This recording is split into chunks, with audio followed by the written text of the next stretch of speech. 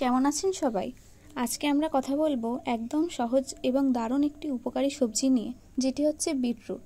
অনেকেই এটা খেতে পছন্দ করেন না, কিন্তু জানেন কি এই লালচে ছোট্ট সবজিটি তোমাদের শরীরের জন্য কতটা উপকারী?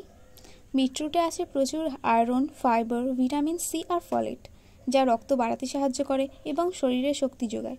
যারা রক্তশূন্যতায় ভুগছ তাদের জন্য বিটরুট যেন এক প্রাকৃতিক ওষুধ।